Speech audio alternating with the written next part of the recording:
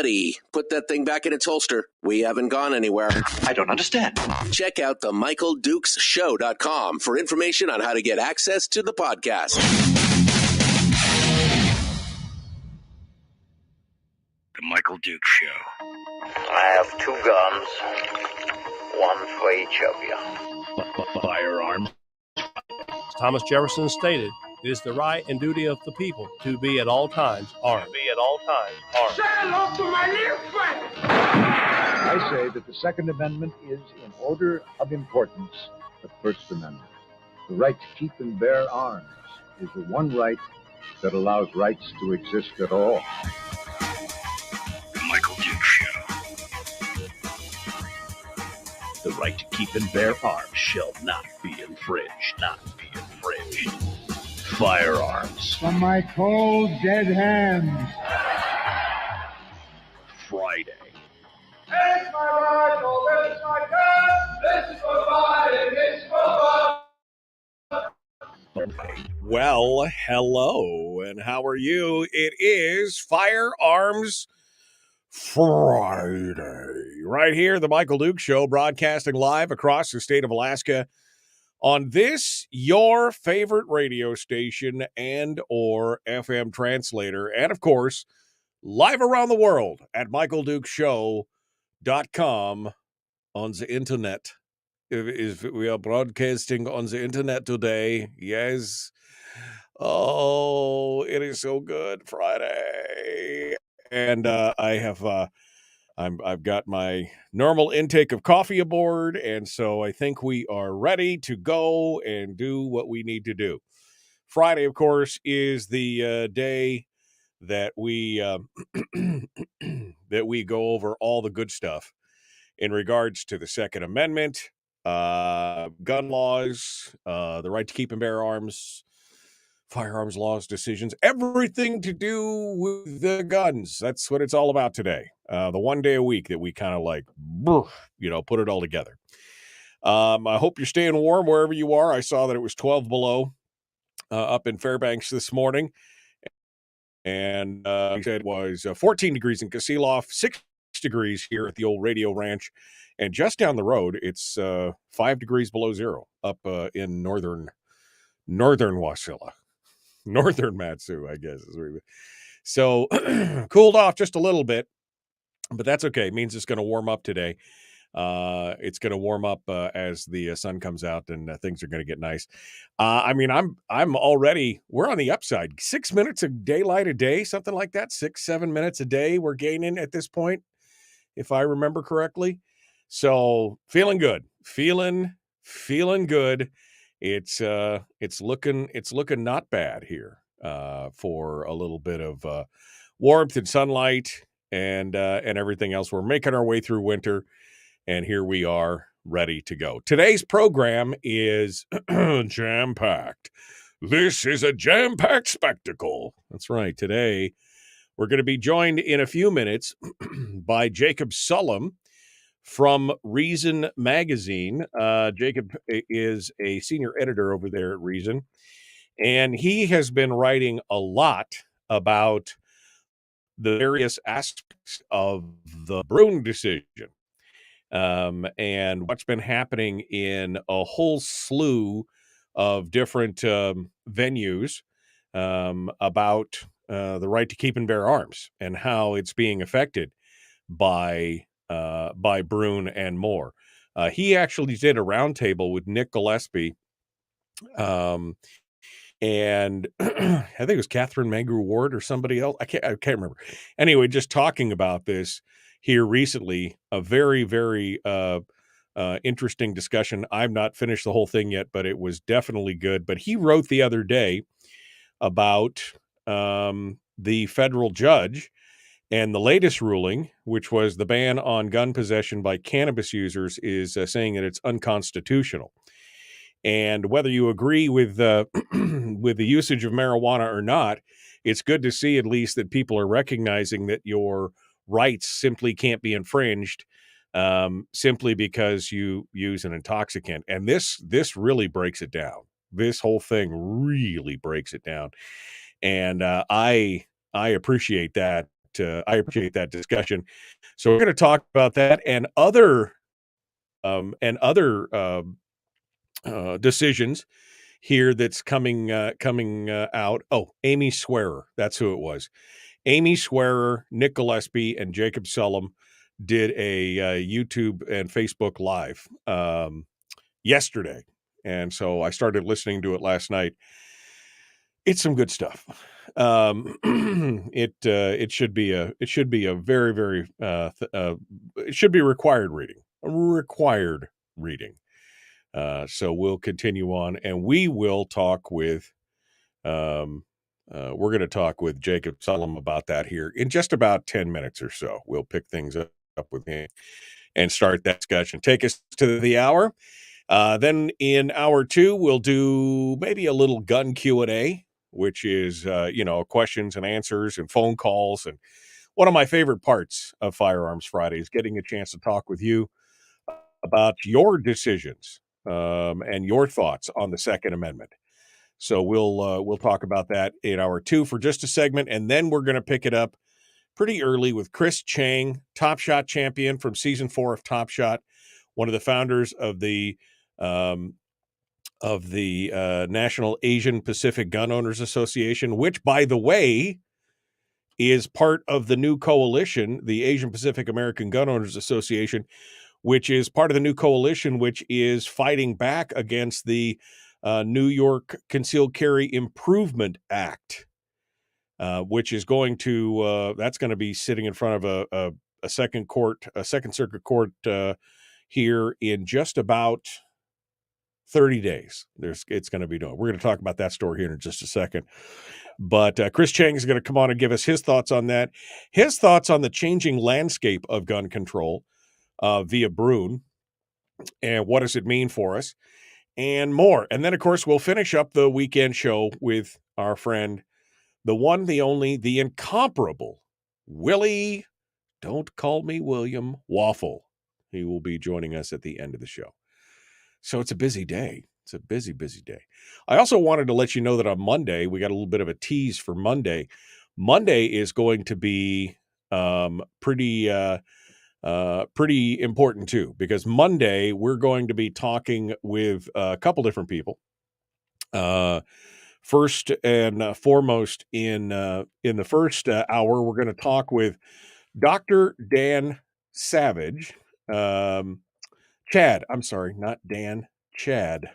I keep messing that up. I will probably mess it up. Later on in the program as well. Dr. Chad Savage is the founder of Your Choice Direct Care. Talk about the of choice in your healthcare, because it's dominated by insurance companies and the government. So we'll talk to Dr. Chad Savage about that in hour 1. And then in hour 2, we'll be talking with Sarah Montalbano for Montalbano Mondays, our educational segment that we have every couple weeks here on the program. And so Monday also going to be, we're picking things up. Things are starting to pick up for 2023, right? Love being full all the time and talking to all the different folks out there. So that's coming up on Monday. So Dr. Chad Savage and Sarah Montalbano on Monday, and that's where we get started. Okay. Well, I was just mentioning that challenge to the New York's Concealed Carry, quote-unquote, Improvement Act. And Cam Edwards over at Bearing Arms talks about this morning. The legal challenges are continuing to mount up, and the hearing is going to be in front of a 3-judge panel on the Second Circuit on March the 20th. Ahead of that hearing, groups on both sides of the debate, pro and con, are weighing in, including an amicus brief filed on Wednesday of this week that has a rather surprising coalition involved in it. The Knight First Amendment Institute at Columbia University, not a place where you would consider that to be a bastion of right-leaning, free thought kind of stuff, has sided with a number of Second Amendment groups in opposing New York's mandate that concealed carry applicants turn over a list of their social media accounts for police to peruse and look for evidence of quote-unquote good moral character. Filing a brief with the Second Circuit alongside the Asian Pacific American Gun Owners Association, the DC Project Foundation, the Liberal Gun Club, the National African American Gun Owners Association, and Operation Blazing Sword Pink Pistols, arguing that the mandate is a clear violation of the First Amendment rights of New Yorkers. I mean, that's a diverse group right there. That is a diverse group of interests on this Amica brief. It is pretty crazy. Now, that's just one aspect of the CCIA, the Concealed Carry, quote unquote, Improvement Act. But the social media discourse mandate is really garnering some support from groups that you wouldn't normally. I mean, I keep waiting for the ACLU to throw their hat in the ring on this, because it is a direct violation of your First Amendment rights and more. And in fact, the part of the brief, which I will read here for you in just a hot second, is pretty clear about what's going on. The social media registration requirements burdens well-established First Amendment rights in three ways. First, conditioning applicants' ability to obtain a concealed carry permit on their willingness to register their social media accounts with the government burdens the applicant's right of free speech and association. Second, compelling applicants to disclose their pseudonymous account, including accounts that might be used to avoid harassment, embarrassment, or retaliation for their online speech, burdens the applicant's right to speak anonymously. And third, requiring applicants to direct the state to information that may make it obvious what groups they belong to, what identities they hold, and what causes they support, burdens the applicant's rights to associational privacy. In effect, the statute compels applicants to direct the state to a record of their online speech and associations. The natural and predictable result of this requirement is that applicants will refrain from speech or associations online that they fear may be held against them and in the application process, and that they do not believe should be subject to governmental inspection. Yeah, you mean it's going to have a chilling effect on free speech? That you're going to have to try and go back and you're worried about combing back through anything that you may have said that may have offended somebody, especially somebody in power who's now going to decide whether or not you have good moral character? Well, shocking that should come across some people's mind. Again, interesting that the Knight First Amendment Institute is taking this up. But it just shows again and again that these laws are far-reaching and have just further implications than most people realize. This, again, is a prime example of the law of unintended consequences in these kind of areas and events.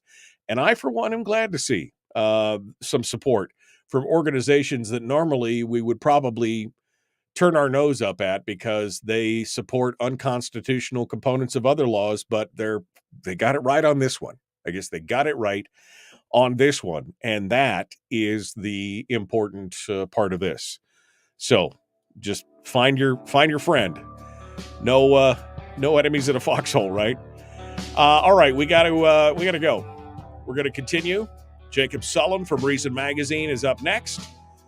We're going to talk about the latest decisions from the federal courts, both on the marijuana use and on the domestic violence restraining order use as well. So we'll continue. The Michael Duke Show, common sense, liberty-based, free thinking radio.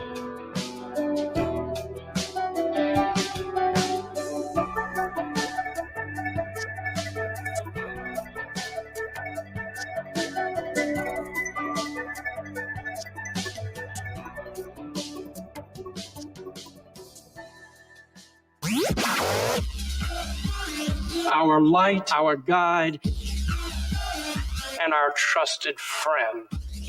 Michael Duke.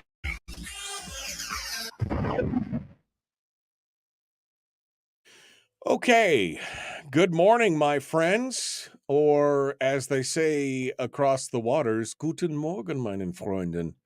Was ist los? What are you doing?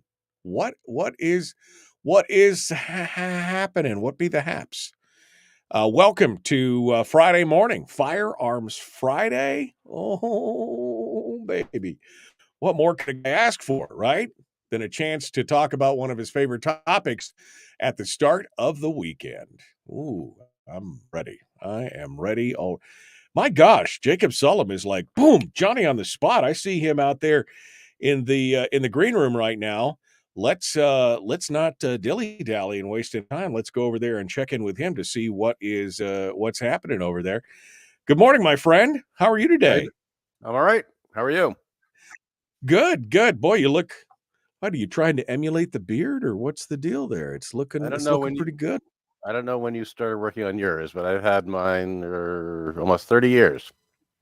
Oh, have you? Okay. Yeah. It's isn't your oh, you do. I guess it's always been you keep it low cut. Okay, I got it. Yeah. Well, it's good to see you again, and I appreciate you. I had to tell you, I appreciate your writings on that. I started to listen to your discussion yesterday with Amy and Nippy, and you guys were making some awesome points there, and I've been encouraging people to go out there and listen to that live stream. You've been following a lot of this stuff really closely. Are you kind of considered to be one of the Second Amendment editors around there to discuss these topics? I'm one of the people who writes about Second Amendment stuff a lot. Yeah. Yeah, I know we've had JD on here as well, JD Too Chilly, to discuss these things as well. But I always appreciate your perspective on this. We are about 2.5 minutes away from rejoining the radio, where we can kind of kick things off and reintroduce you and everything else. How things been going? We haven't talked here in a few weeks, so everything going good? Anything you want to tease us with that people should be watching for, and things you're working on right now? Well, I've been working on a book that explores the parallels between gun control and drug control, which the pitch is that this will appeal to people across the political spectrum because it tells progressives they're right, also tells conservatives they're right. But the upside, the other side of that is that it could alienate everybody across the spectrum because it criticizes the policies that they support.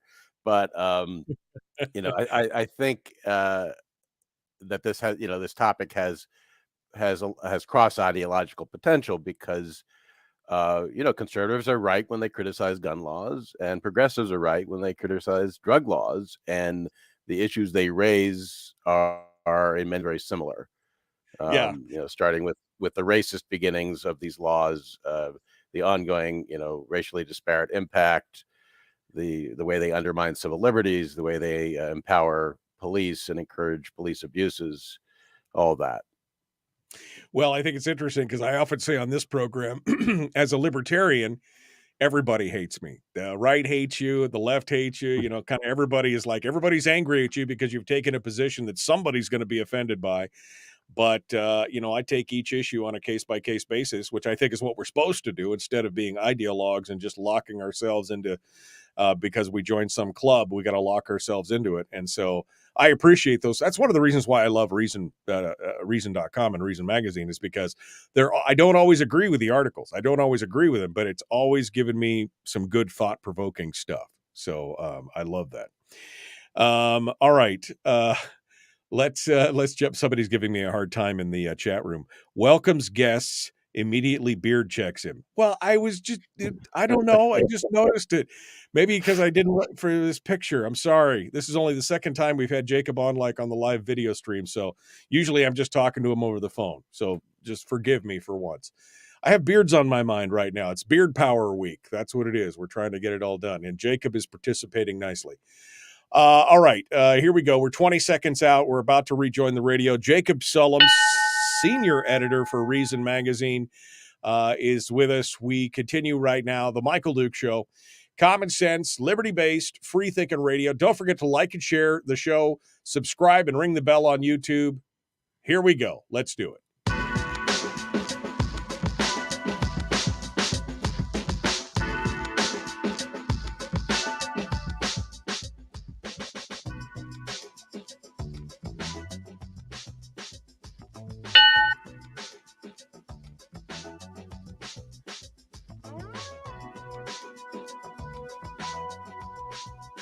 All right, welcome back to the program. It is Firearms Friday, your chance to sound off on issues of a two-way nature here on the program, discuss things related to that. We've been talking a lot about the Bruen decision and how the ripples of that are continuing to expand in the pond that is American gun control right now, and the differences that are making. And we're seeing that now hit various courts and benches across the country, with court cases that are now having to apply the Bruen rule or Bruen decision and precedent against gun laws, and it is causing some serious changes to occur. Jacob Sullum is a senior editor over at Reason Magazine. He's a nationally syndicated columnist and an award-winning journalist who's covered drug policy, public health, gun control, civil liberties, criminal justice, and more for more than 3 decades. His most recent article up on Reason in regards to this is from earlier this week, about 4 or 5 days ago.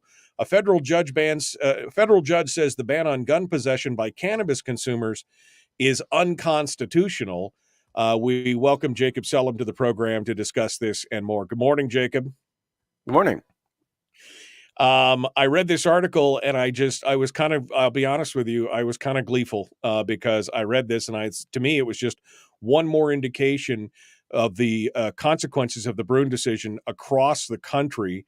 And this has been a question, especially in states like Alaska, where we are very, very gun friendly, but at the same time, the legalization of marijuana threw a lot of questions into the air about whether or not somebody could be a casual recreational marijuana user or a medical marijuana user and still be able to exercise their Second Amendment rights. We know that if you go to a gun store and you fill out a 4473, which is the form that the government makes you fill out to buy a gun from a dealer, that there's a question on there about whether or not you use cannabis. And if you fill it out wrong, you're committing a felony. And Right. So people get a little, they get a little nervous about that. So let's talk about this decision and the ramifications and some of the other decisions that are coming out in light of Bruen.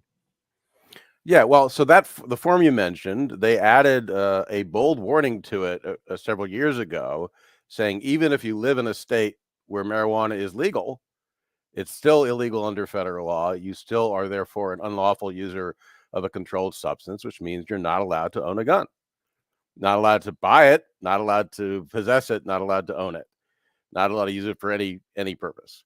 And that in itself, just possessing it, is a federal felony punishable by now up to 15 years in prison. They just increased the penalty last year. You mentioned if you say I don't use marijuana and you do, that's another felony with a maximum penalty of 10 years in prison. And there is a third felony, which they also recently created with this was the Bipartisan Safer Communities Act that the Congress passed last year. It created a new crime known as trafficking in firearms. And that sounds like it's aimed at, people who supply criminals with guns, that sort of thing. Purchasers, right. But it's defined so broadly that it includes receiving a firearm when that transaction is a felony. And so for a marijuana user, it's a felony for you to receive it. Therefore, it's another felony, also punishable by up to 15 years in prison when it's viewed as trafficking in firearms. So, these are really draconian penalties. Obviously, most marijuana users who own guns don't actually get prosecuted, but potentially they can be. And the rationale has never been adequately explained. This was the original rule was adopted by the Gun Control Act of 1968.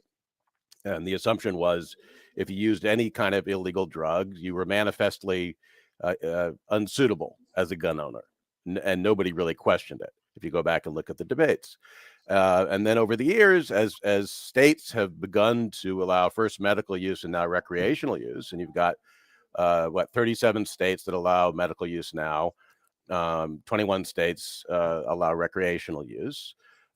This issue has started to come to the fore because people are openly buying marijuana, which is allowed by their state for either medical or recreational use, but they still are not legally allowed to own guns or to buy guns.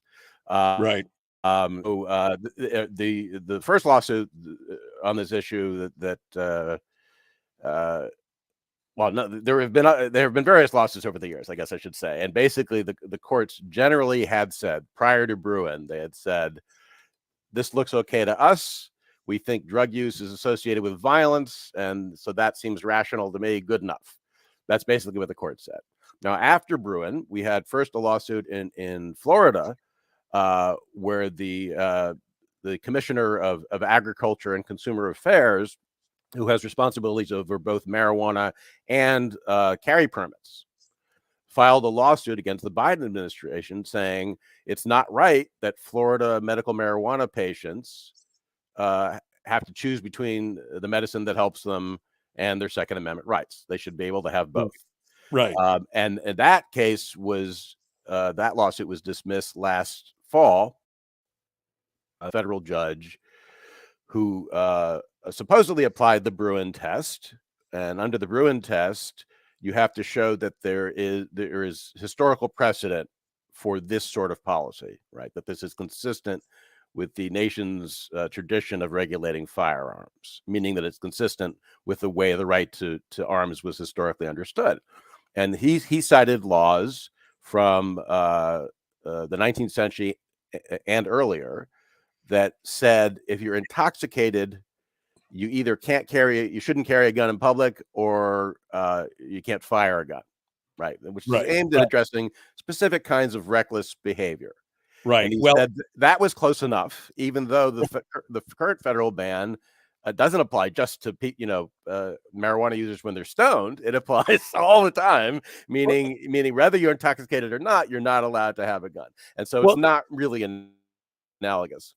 Yeah, I think that's the interesting part. That's the interesting part of Bruen, is that now they brought in this historical precedent thing, and you're seeing all these cases, and these prosecutors and these federal prosecutors and the attorneys are reaching deep into the bag to try and find some obscure law in some colony or some area that had something.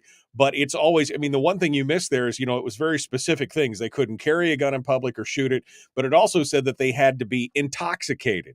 Right. And so, that's the thing that I think people are missing here, is that they're trying to pick and choose and cherry pick these things. But I know this judge in this case went after some of that stuff. So I'm sorry, go ahead. I just wanted to comment on that. Go ahead. Yeah. So this is the more recent case in Oklahoma where a judge reached the opposite conclusion. This was involving a guy who during a traffic stop, he was found with both marijuana and a loaded revolver. Now, the marijuana, actually for him, it wasn't actually legal in Oklahoma because he wasn't a medical user. But for a medical user, it would be legal under state law. Certainly, the gun would be legal under state law. But if you combine those two things, it's a federal felony. And the judge in this case looked closely at those historical precedents and said, these are not like this policy. Because, like you said, they applied only when people were intoxicated, and only in particular contexts too, right?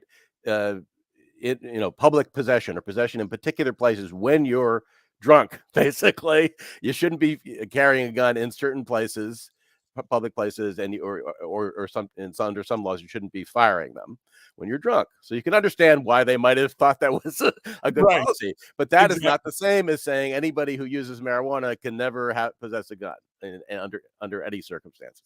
And so he pointed that out, and so this just illustrates that come up after Bruen.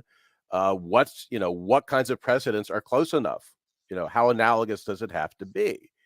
The government tried to argue that, as a preliminary matter, that marijuana users don't even count as part of the people who are protected by the Second Amendment, because those people only include law-abiding citizens, and if you're a marijuana user, you're not a law-abiding citizen. And the judge thought that was not just ahistorical, but inconsistent with what the Supreme Court has said. The Supreme Court has said the people are the people. The people under that amendment are the same as the people elsewhere in the Constitution. It means the citizenry in general. So he didn't buy that part. So he said, given that they're part of the people, and given that possessing a revolver is obviously covered by the Second Amendment, we have to look for historical precedent that would justify this.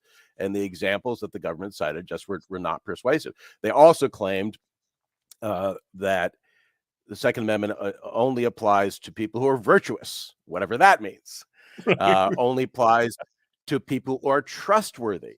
And by the way, for the Right. trustworthy thing, they're reaching back to some really horrifying precedents, like, well, they didn't let Indians own guns, Right. they didn't let black people own guns because they didn't trust, or Catholics, right? Because they didn't trust them. And so if you're not trustworthy, then of course that is a totally open-ended justification. If the government decides you're not trustworthy, therefore you can't own a gun, they could extend that to virtually anyone.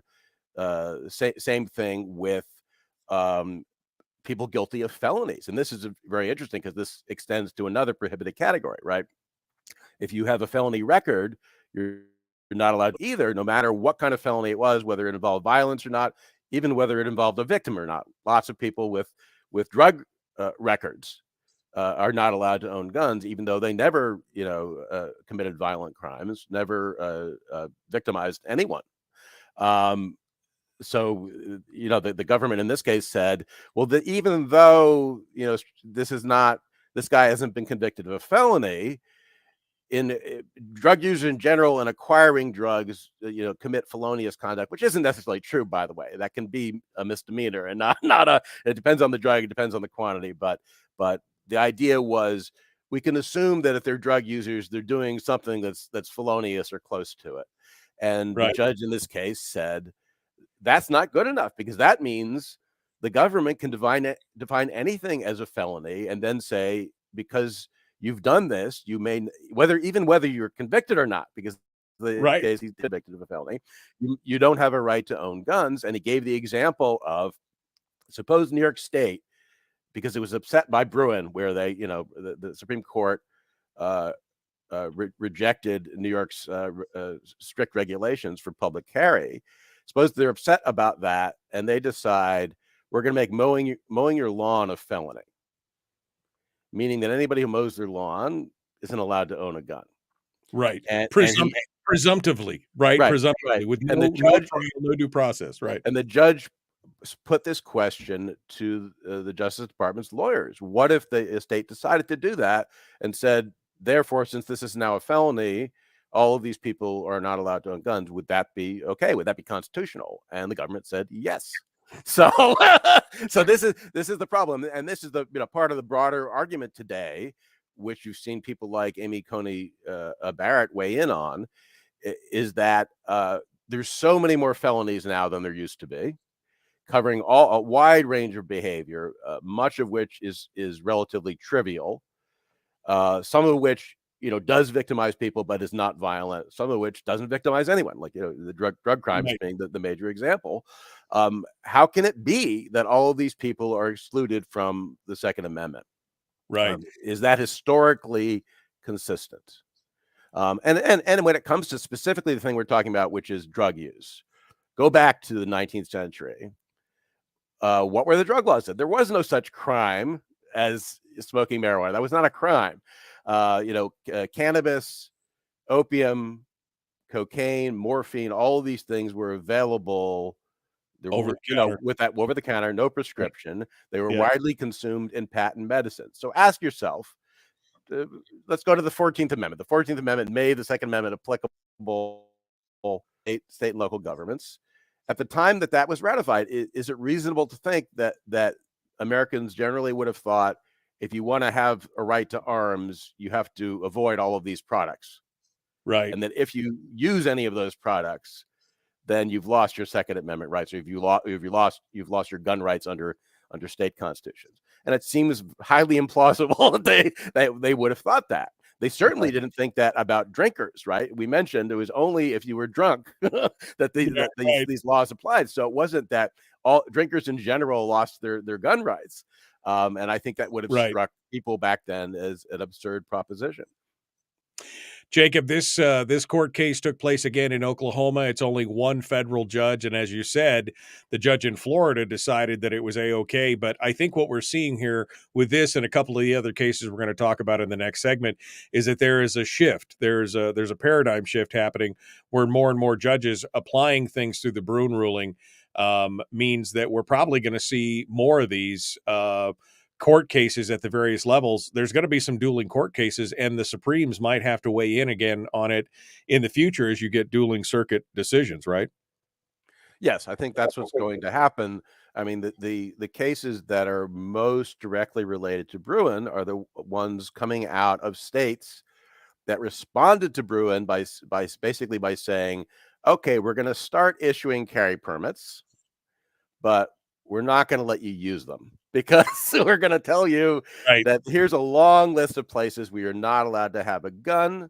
And in both New York and New Jersey, that list of places included private property, which is a pretty broad category. That's basically almost the entire state, with the proviso that the owner of certain kinds of private property could allow guns if they post signs to that effect. They give explicit permission to you. But that obviously that's a huge barrier. And then there are other categories of property where it doesn't matter what the owner thinks or what the owner says. It's not allowed at all. So entertainment venues and bars and restaurants and this sort of thing, just a blanket ban. And federal judges in New York have said this is very clearly inconsistent with Bruen. This is not this is not consistent with what the Supreme Court said about sensitive places, because the argument was there historically have been bans on guns in particular sensitive places, but that list seems to be pretty short. It's things like courthouses and polling places and possibly schools, right? But not basically every business open to the public. Right. Any building outside of your own home. Essentially, you couldn't leave your home. Yeah. It would be about the only place you could carry concealed, which seems a little, I guess, well, it's bad. All right. Jacob Sullum, Reason Magazine, our guest. We continue the Michael Duke Show. We'll be back with more right after this.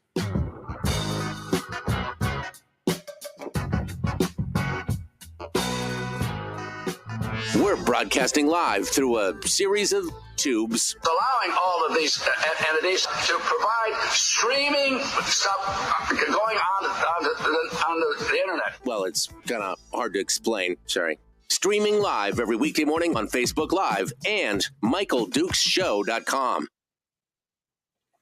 In the break right now, Jacob Sullum is our guest. Jacob, there's a couple pieces in here, a couple places in here where you really, I think, nail it. And the judge, Wyrick, really nails this too. And again, this is what I found fascinating, is that there are many of these lawyers are, dipping into the Wayback Machine to try and find some obscure law that says you can't do this, you can't do that. But it came to the point to where, one, they said, nothing in here mentions the possession of a firearm. None of the laws appear to have prohibited the mere possession of a firearm. And in fact, all the laws they cited deal with people who are actively intoxicated. This had nothing to do with whether or not you had a drink on a Friday night and you couldn't go shooting on Saturday, or you smoked a joint on Friday night and you could, it had nothing to do with that. But that's what they keep trying to say, is that merely the possession of the intoxicant. And what I find ironic is that nobody's talking about alcohol here, right? I mean, how many accidents or crimes or whatever are committed while somebody is inebriated under alcohol? Nobody's talking about that. But boy, if you use pot, you're not trustworthy. You're not this, you're not that. I find that reaching into the Wayback Machine to be a very interesting component of this as they try to justify their arguments. Yeah, I mean, you have to look at the specifics of what the laws actually said. That's crucial. You also have to try to figure out, was this an outlier, right? Because maybe one territory adopted some kind of crazy law that nobody else thought was consistent with the Constitution. These are the issues, and obviously there's room for argument about that sort of thing, right? If you have a few laws that seem sort of like the current policy, is that good enough? Or different judges will come to different conclusions. But you at least have to make a persuasive, logical argument that this is analogous for these reasons. And so what would be analogous to the current policy regarding cannabis consumers would be to say, no, drinkers may not own guns. Not alcohol, not active alcoholics, not people who are intoxicated shouldn't handle guns Right. when they're intoxicated, but no Yeah. drinker in America may own a gun. Right. You got a bottle of scotch on your shelf from the Christmas party, you're now a prohibited person. Yeah. Now, if you give it up, if you stop drinking, become a teetotaler, then you can have your Second Amendment rights back. Unlike, by the way, the people who have, drug convictions of the record, they're forever banned, or people who, underwent involuntary psychiatric treatment at one point, say they were deemed suicidal 30 years later. They're fine. They're happy now. They're recovered, whatever. They still can't own a gun. So these kind of lifelong prohibitions are really hard to justify simply in terms of logic or as a matter of public safety, but also I think constitutionally, because the whole this is Barrett's point, is if you look at the history, it wasn't were people virtuous, it wasn't were people trustworthy. It wasn't, had they been convicted of crimes that were described as felonies by the legislature. It was what she found was that the unifying theme was these are people who have shown themselves to be dangerous. Right. Now we can argue over what that requires, right? But obviously, if you commit violent felonies, that shows you're dangerous, right? Now, are you dangerous forever? Maybe not. So if you get into a barroom brawl in your 20s and you have a felony assault conviction, but now you're middle-aged, you calm down, you're productive, responsible, and law-abiding, you still can't own a gun, and that doesn't seem right either. Well, I think that this is going to be, if it does, if some of these things, and I think they will end up in front of the Supreme Court.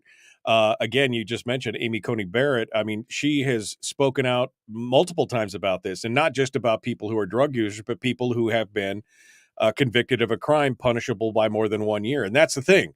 Anyone who's been convicted of a crime punishable by 1 year, whether it involved violence or not, is forbidden to possess a gun. Any crime for more than 1 year.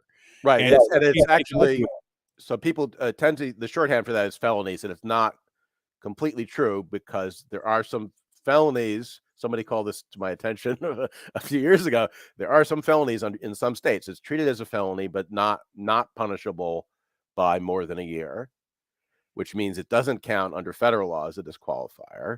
Right. By the same token, there are certain misdemeanors that can disqualify you. If they involve domestic violence, for example, and there is certain state crime that, even though they are punishable by more than a year of incarceration, they can be not deemed disqualifying under federal law. Then state laws, each state has its own rules. So if you look at the rules in California, the list is longer than the federal rules. Right. And you have to keep track of all of that. But now, because of the Bipartisan Safer Communities Act, these two things interact. We're going to jump back into it here. We're continuing with Jacob Sullum, the Michael Dukes Show, Common Sense Radio. Please like and share and hit subscribe. Ring the bell on YouTube. Here we go.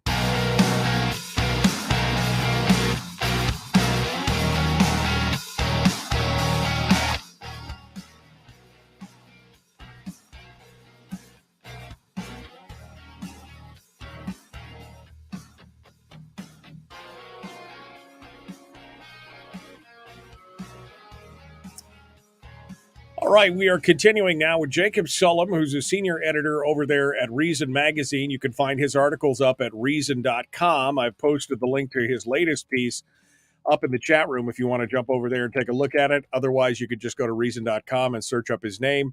He writes on all kinds of things, including drug policy, public health, gun control, criminal justice, and more. His latest piece, good Lord, a federal judge says that the ban on gun possession by cannabis consumers is unconstitutional. And we're just finishing up with that because I want to move on. This is just one of many decisions lately, Jacob. And I think the last time we were together, we talked a little bit about this. But we're seeing the landscape around federal gun laws change. And we're seeing more and more that these judges have to apply the Bruen decision, which I have said since it passed, I have said this is going to be a game changer for gun policy, and especially against gun laws in America, because it basically finds that the Second Amendment, like the First Amendment and the Third, the Fourth, the Fifth, like all the Bill of Rights, is pretty inviolate, and it has to be a pretty egregious offense for somebody to lose some of those rights. Now we're seeing the decision from the federal courts on things like the bump stock ban, where they declared that the ATF overreached their authority on that in declaring it illegal, and they said that's unconstitutional. I think it's exactly the same logic that's going to be applied now in the new case on the arm braces that are coming out, because they did exactly this. The procedure was almost identical to what they did with bump stocks, and I'm sure the courts are going to fine for that as well. But you're seeing more and more of these cases. The most recent one was the case discussing people who had domestic violence restraining orders. Now, that immediately tries to throw some red flags for people, because they're like, oh, domestic violence, we don't want those guys to have guns. The problem is that it's not a conviction. It is if you have had a domestic violence restraining order placed against you, you haven't been convicted. It's not tried in a court of law. There's no due process or anything else. It could be a case of he said, she said, or he said, or what. I mean, however you want to break it down. But basically, that would prohibit you from owning a gun. And now the courts have found you can't do that. That violates their rights, because, again, there's been no due process on that. Lautenberg Amendment ones, which is a conviction, is something different. I know you've probably been following this. Give me your thoughts. Yes, I mean, and the question again is, can you find an historical analogy that is close enough, right? And in that case, the Fifth Circuit said no. And in some ways, this is analogous to what happens with red flag laws, right? Where you don't have a trial, where you're convicted of a crime, beyond a reasonable doubt. You have, if you're lucky, you have a hearing. Initially you don't have a hearing at all, but eventually you get a hearing, and then the standard of proof is much weaker, and you don't have a right to a court-appointed lawyer. So people can very easily lose their rights based on allegations that may not be well-founded. And so that's a due process question, but it's also a Second Amendment issue, right?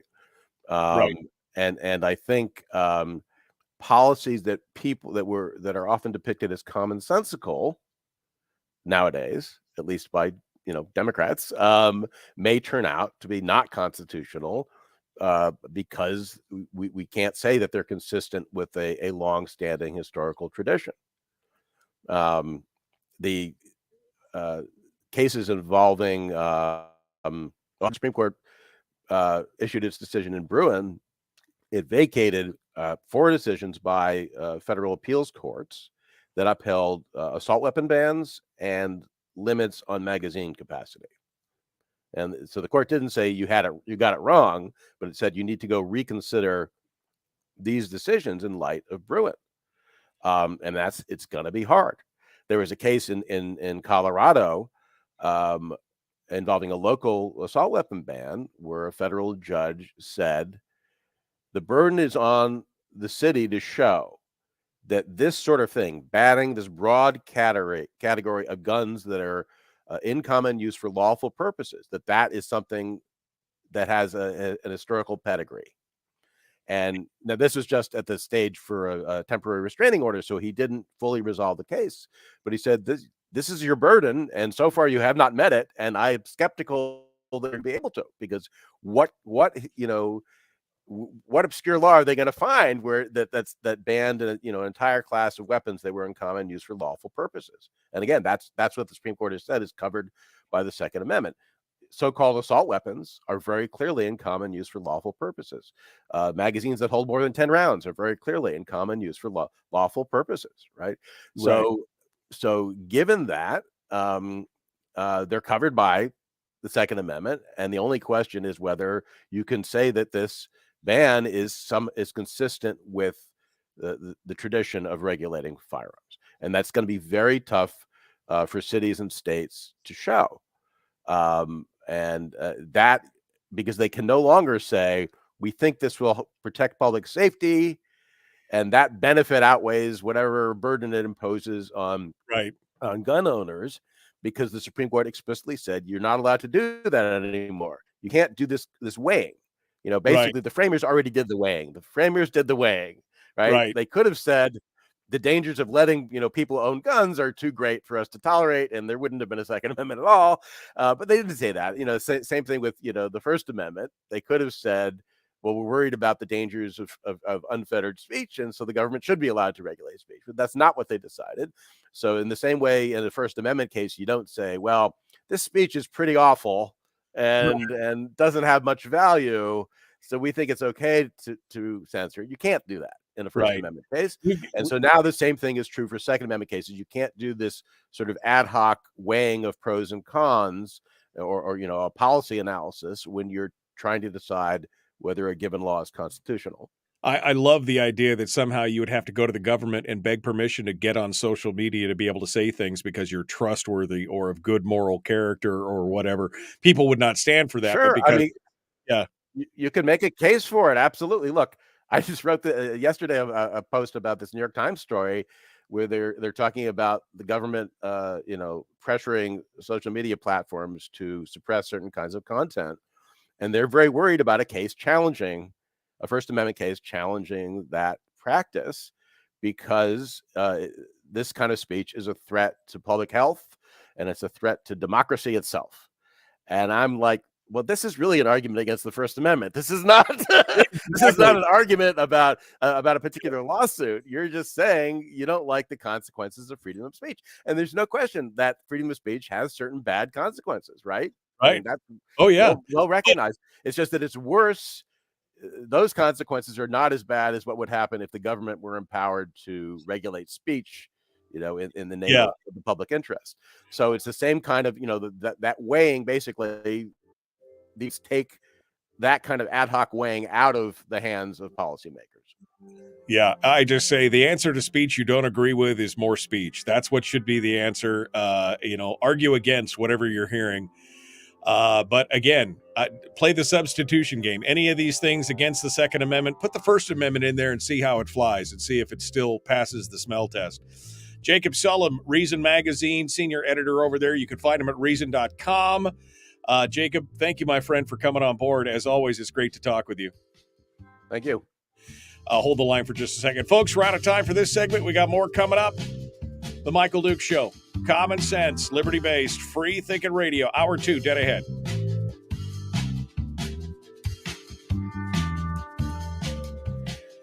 All right, Jacob.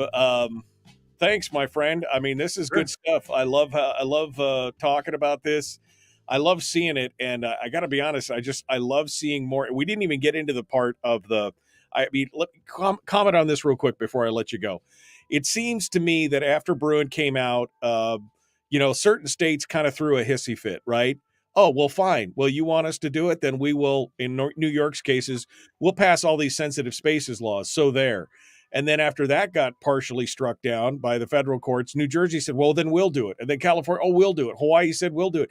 It's like they're giving the finger to the gun owner and saying, well, we know it's unconstitutional, but we're just going to make you pay for, you know, having to discover or prove whether or not it's constitutional. It's almost punitive at this point.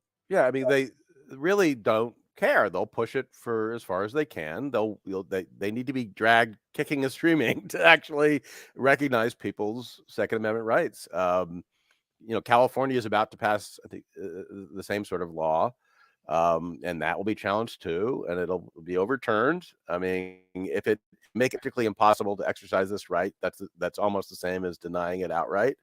And there's this other issue with different standards for permits, like good moral character, right? That was not explicitly overturned by the Supreme Court.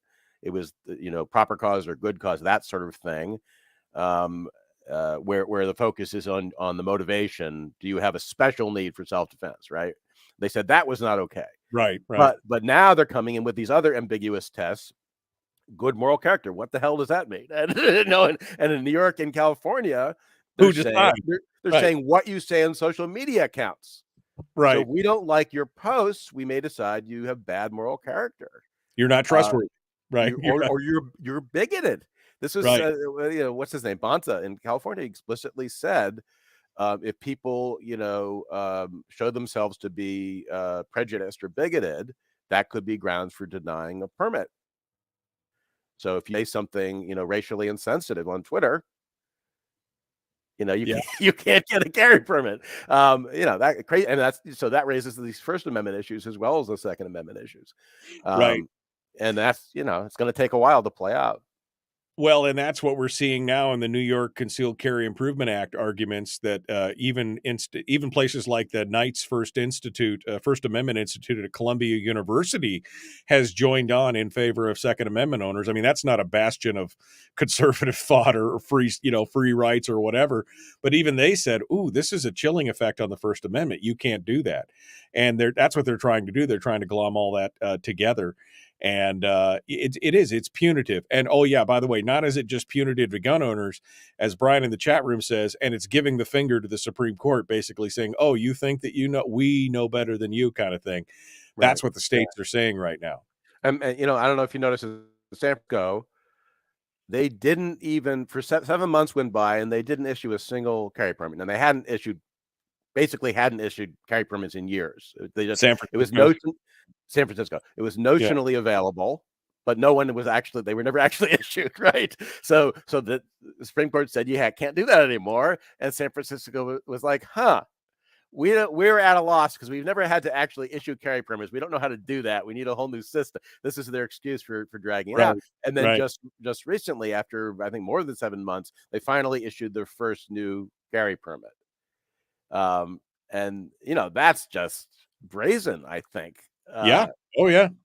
We'll drag it out as long as we can without, before you sue us. And then once you're threatening to sue us, maybe we'll issue a permit or two. And meanwhile, they're waiting for the state legislation that will make those carry permits much less useful. Right. So right. You have one, but there's almost nowhere in San Francisco you can go where you're allowed to have the gun.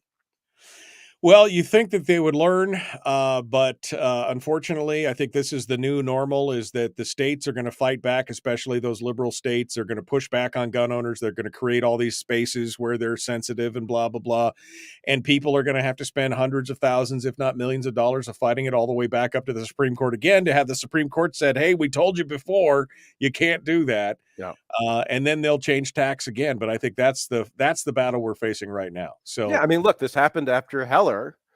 Look, Supreme Court neglected the Second Amendment for a very long time. Then they finally weighed in Heller.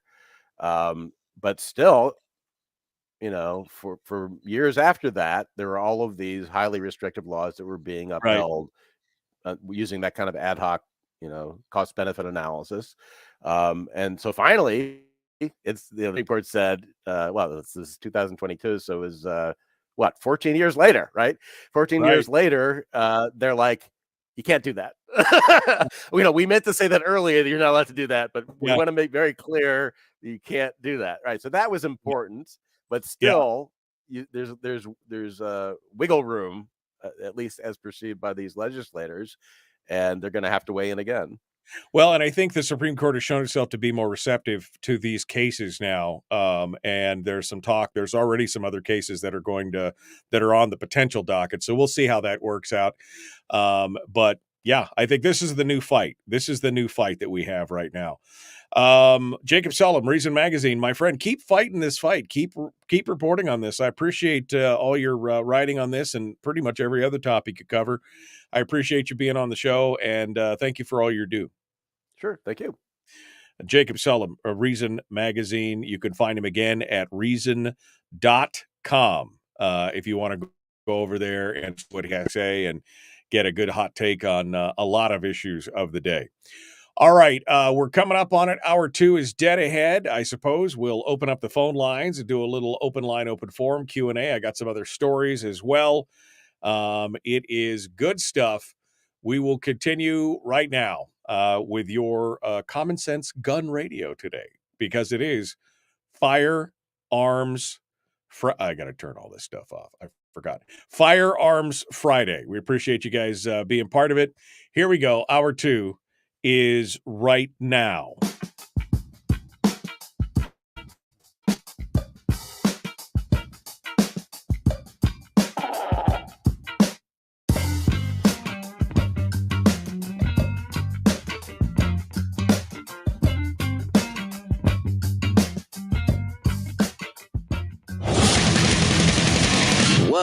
buddy, put that thing back in its holster. We haven't gone anywhere.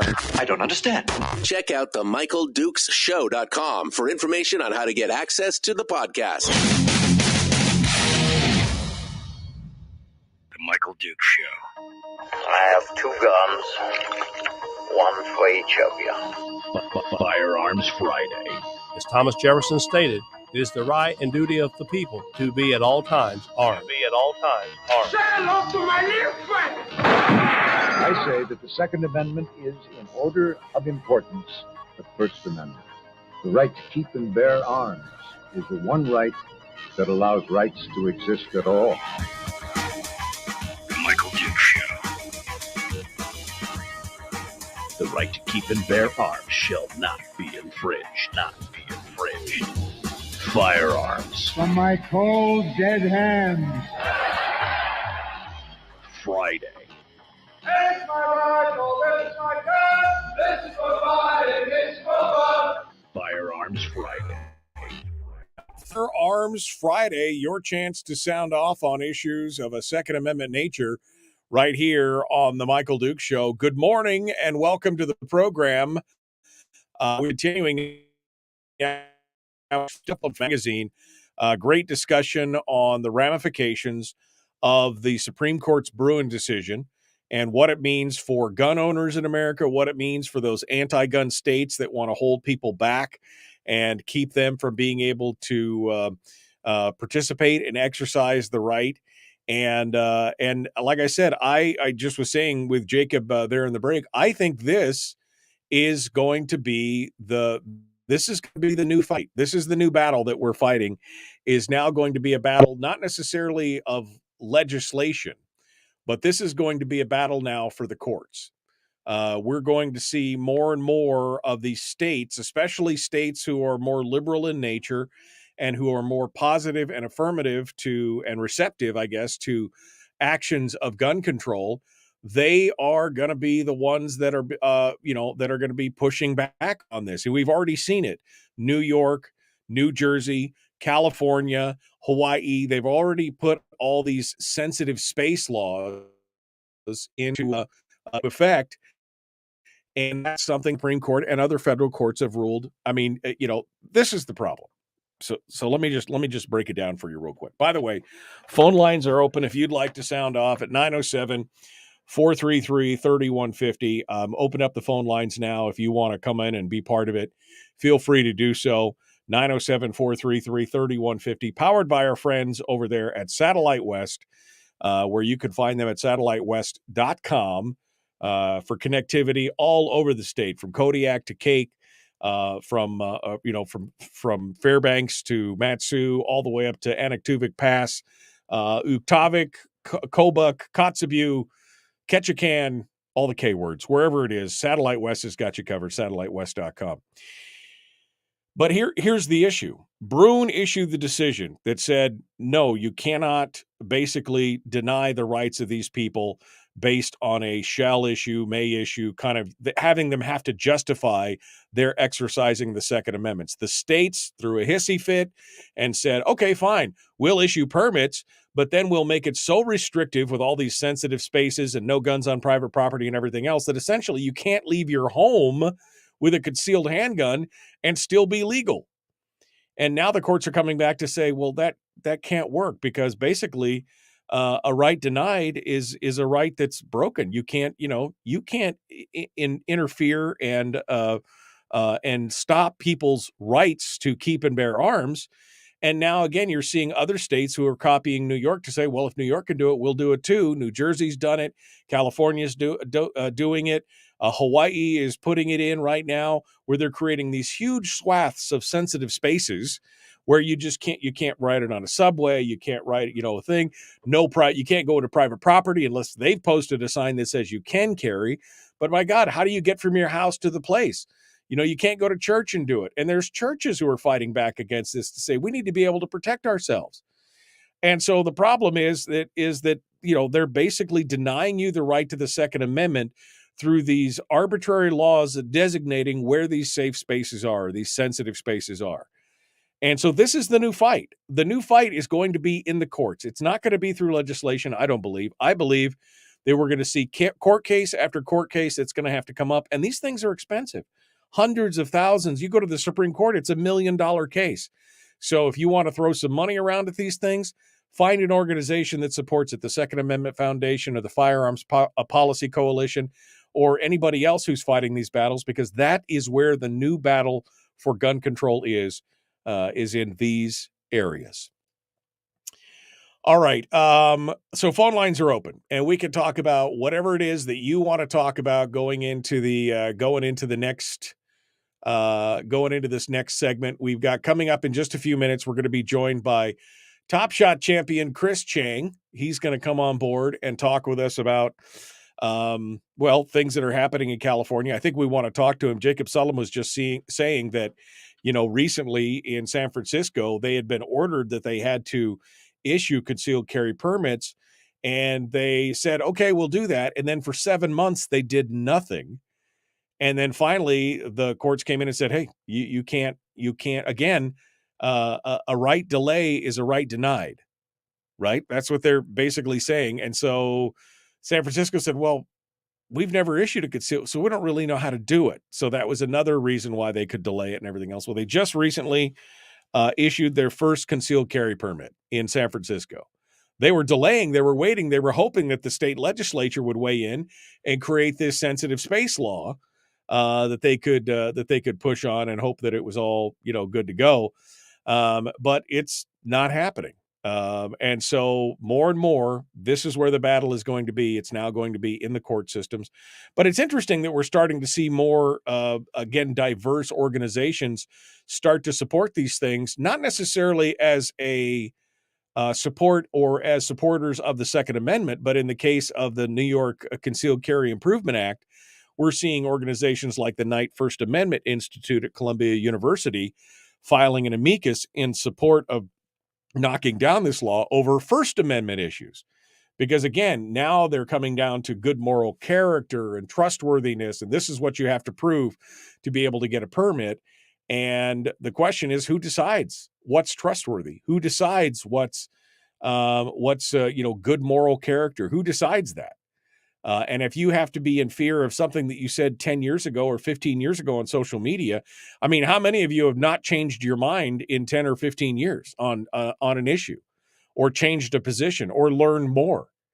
If I'm looking back now in my 50s at my 20-year-old self, at some of the views that I held then, I've realized that my views have changed, matured, evolved. If I was being held responsible today for beliefs and things that I said back in my 20s, we'd have a problem. But that's where we're at today. All right. We got some other stories, but I guess first things first, we've got a line on hold, so we'll take some calls here for Gun Q&A today. Let's go over here and get started. Good morning. Who's this? Where are you calling from? Hey there, Michael. It's Fred in Rhode Island. How you been? Hey, Fred. What's happening, sir? What's on your mind today? I'm calling in. It's a great show as usual, as always. And the point I want to make today is, this whole gun control thing has always been nothing but a political ploy. All political. They sit there and they claim that the safety of children and this and that and the other thing, and the school shootings. It's all their whole take on this whole thing is nothing more than political. It's overly obvious it's political, because their approach to this thing is, when you sit there and you give them logical pushback, realistic logical pushback as to why their approach or why their actions are unconstitutional, they get all riled, and they're not going to give it up. If they were sincere about it, they'd look at the logic behind it and say, well, yeah, maybe it is wrong. The way we're going about it is totally unconstitutional, and we shouldn't be doing that. But right. You think they'd have the morality to do that? Of course not. Right. They don't care. Right. Well, I think that's the thing. They know that what they're doing, they had hoped what they're doing would continue to pass muster. And as Jacob Sullum just said, for years, they got away with it because the Supreme Court didn't want to weigh in on these Second Amendment issues. But first with Heller, And then, of course, there was a whole spate of different law changes and everything to try and accommodate Heller and still accomplish what they wanted to accomplish, which was the disarmament of the average American. And now with Bruen, it's getting harder and harder for them to do it. But it's, like I said, it's become punitive. They're like, oh, well, you want a permit? Well, fine, we'll give you a permit, but you got to jump through all these hoops, and you basically can't go anywhere. You can't take it out of your house. You can't ride the transit system. You can't do this. You can't go into public parks. You can't go into Times Square. You can't go into a church. You can't go into private property. But feel free to take that carry permit and do what you can with it. And I think the courts are going to have to step in and do the same thing. They still want what they want, which is the disarmament of America, because they believe better than you that they know how we should live our lives and what makes us safer.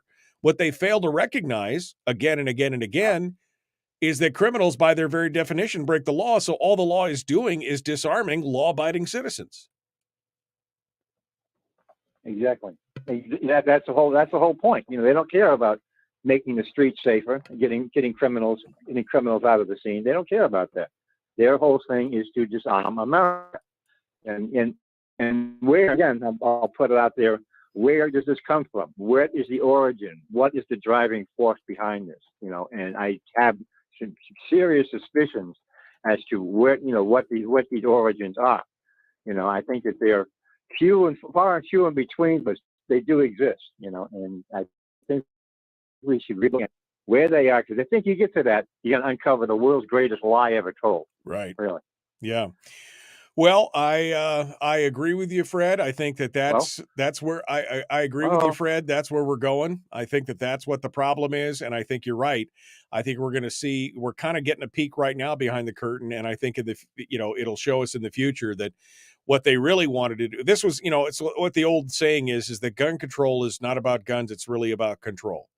And I think that's what they want to do, because again, they believe that somehow they know better than us how these things should happen and what should go on there. Only hope is stumble here as we're close to it.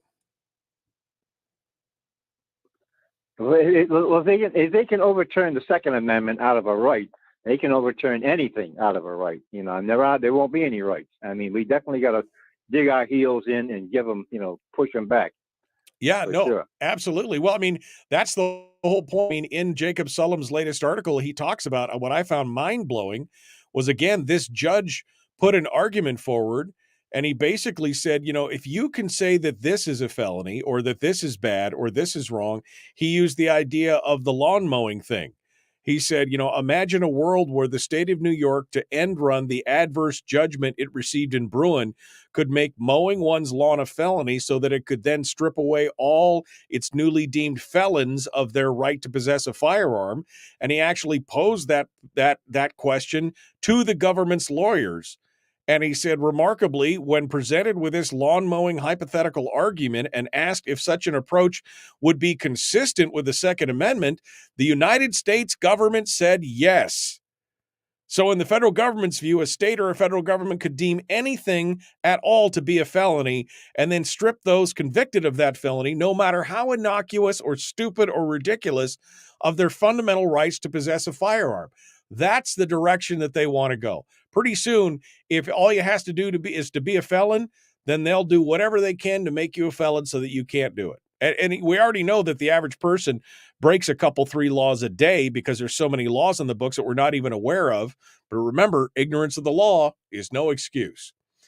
Fred, I appreciate you calling in, my friend. Okay. We got to fly here. Thank you for being part of it today. We're going to jump into this here with Chris Cheng up next. The Michael Dukes Show, common sense, liberty-based, free-thinking radio. We return with more right after this. Streaming live every weekday morning on Facebook Live and MichaelDukesShow.com. Okay.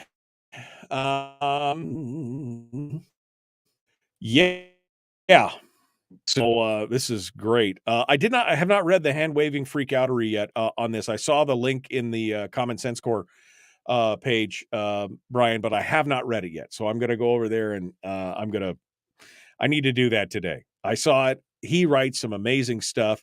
If you haven't read his article on the mathematical case for What's it called? It's got a funny title. The Mathematical Case for the Tinfoil Gun Prepper, I think is what the name of the article is. The guy, his name is Bruen as well, over at Hand Waving Freak Outery. I've reached out to him. I wanted to invite him on the program and discuss it. It's amazing. He writes some really good stuff. So he's over on Substack. So you can just Google Hand Waving Freak Outery. Freak Outery is one word. If you Google that, you should be able to find it over on Substack. All right. Well, we're coming into it here. Chris Cheng is now in the green room, and we're ready to get things kind of squared away and set up for our next segment. Folks, before I go over to Chris, make sure that you do me a favor. Where are we at today? How many subscribers? 410 subscribers. We went up 4 or 5 here in the last few days. That means I'm only 590 subscribers away from being at the 1,000 on YouTube that we need to make the move. I don't know, man. I got 4,000 people that follow me on Facebook. I can't get them to just click the button and go over to just subscribe. You don't even have to watch on Facebook. So if you're watching it this morning on Facebook, I don't like YouTube. Fine. At least go over on your YouTube account and hit subscribe so we can do something there. Would you do me a favor? Do that? All right. Enough of the begging. Let's get over to Chris, because begging is so unbecoming. Oh, let's go over here. Chris Cheng, Top Shot champion, season 4, joins us this morning to discuss everything. Hello, my friend. How are you doing this morning? I'm doing great. We're going to discuss all the things like usual. All the things, stuff and things, Chris. That's what we're going to talk about. Stuff Indeed. And things. I got to tell you, here's my plan, and you can hit me with whatever you want to talk about. I want to talk about one, because we just finished with Jacob Sullum from Reason Magazine. He was talking about the San Francisco finally has issued their first concealed carry permit. And they were like, we just didn't know how to do it, right? So we can talk about that because that's Absolutely. Your home turf. I also want to talk about the New York Concealed Carry Improvement Act, because I know that the Asian Pacific American Gun Owners Association, of which you are a founder, is now getting involved in the legal dispute over that. And I'm excited to hear what your thoughts are on that and kind of this punitive nature. You know, we know that Bruen dropped a rock in a pond, and the ripples of what Bruen is doing is still spreading out and making changes. But I want a commentary on kind of the punitive nature that we're seeing the punitive stance that states are taking. Oh, well, we know it's wrong. Oh, we'll go ahead and issue you a permit, but then we'll declare everything around your house a sensitive space. And so essentially you can only carry inside your home and be legal. We know that that's going to face legal challenge. We know that that's not in the spirit of Bruen. So I want to kind of talk about the punitive nature of that as well. So unless you got something else to talk about, that's kind of the direction we're headed. Yeah, no, that sounds great. All very interesting and pretty interesting topics indeed. You got less than 60 seconds here, but you've been like a traveling fool. I mean, holy cow, you've been all over the place. I haven't seen you in like 3 months. How's it been? It's been great. Yeah. Part of it, mostly it's been just personal travel, the holidays, Thanksgiving and Christmas, and then just some personal vacation in South America.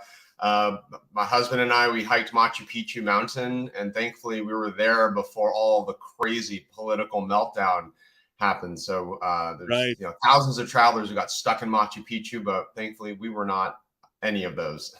Good. You made it, and that's good. Well, we're glad to have you with us, and we appreciate you coming on board. We're about 20 seconds out here, so hold the line with us. Chris Cheng, Top Shot champion from season 4, also author of the book Shoot to Win, and founder of the Asian American Pacific Gun Owners Association, one of the founders there. And of course, he's got a laundry list of stuff after his name. He exhausts me just to read it all. So we're going to be jumping into that with him here in just a second. Hold the line for me, Chris. Here we go. The Duke Show, Common Sense Radio.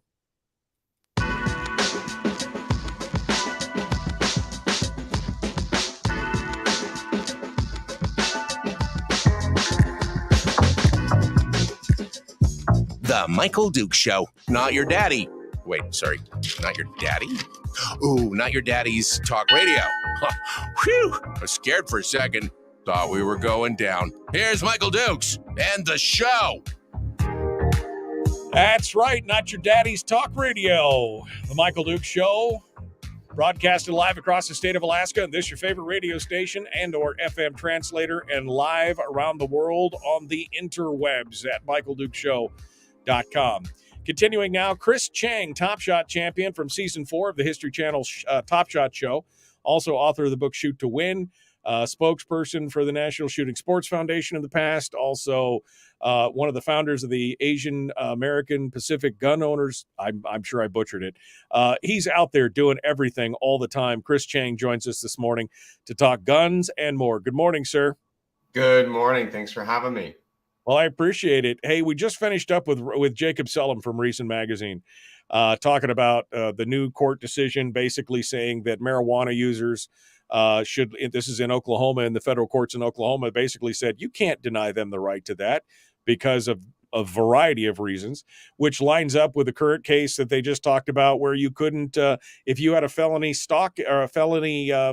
restraining order, not felony, domestic violence restraining order, you couldn't be denied your rights because there'd been no due process, and everything else. And we're seeing these cases, case after case. The bump stock ban got struck down, and now it looks like the same argument's going to be applied to the arm brace ban and all this kind of stuff. So we're talking about Bruen, and we're talking about all the different ramifications of it.